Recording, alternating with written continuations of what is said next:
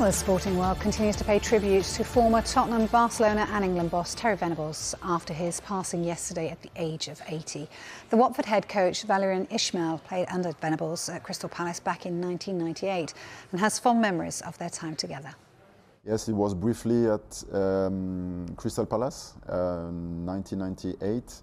It was after the Premier League season. We dropped in the Championship. I was injured, so I came back from my injury. It was in the summer, the transition period, and so I get to know him as a manager. He was on the pitch, or we have some talk in his office about the future, about my future, because I left Crystal Palace after that.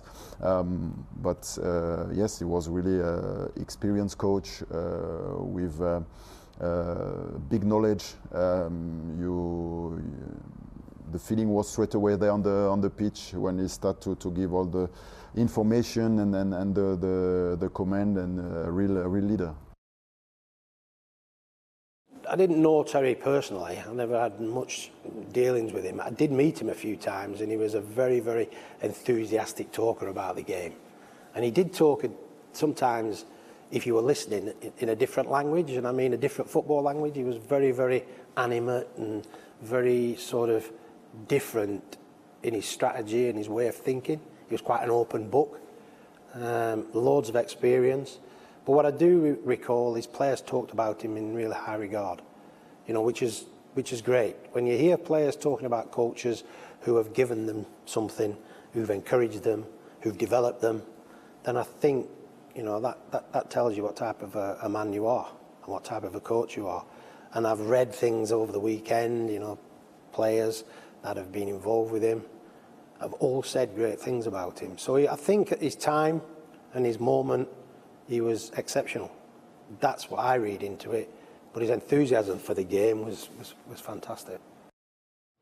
Well, during his time as England manager, Venables took the country to the brink of glory at Euro '96. David Seaman and Gary Neville were part of that squad, which reached the semi-final against Germany at Wembley, and have paid tribute to their former manager.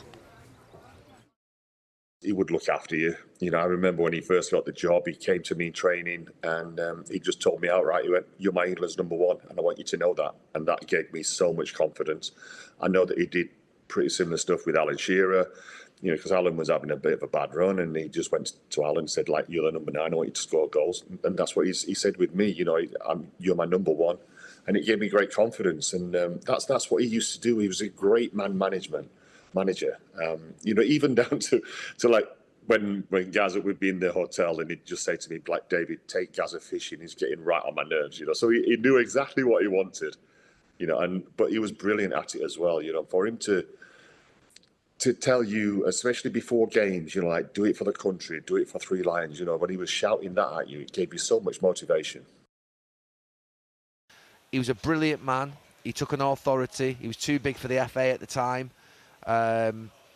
A larger-than-life personality who could handle big players, who was strict with the senior players, strict in their performance levels, but also behavioural and discipline. He didn't just go for the younger ones.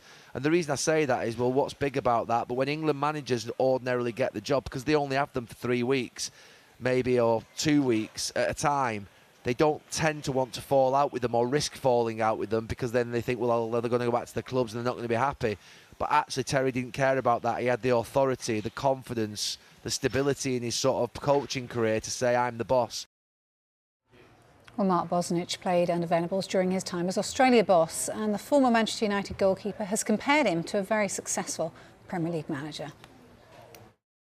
He was, in my opinion, you know, you have to say, you know, the Pep Guardiola of that time. He had that way about him, and he had that experience from being in Spain. He could explain the most, say, complex thing and why he wanted to do it in the simplest of terms. And for a footballer, that's, you know, that is really great. He could basically take away all of the clutter, everything, all the white noise, and say, "Look, the reason why I want this done is because of this. That's all."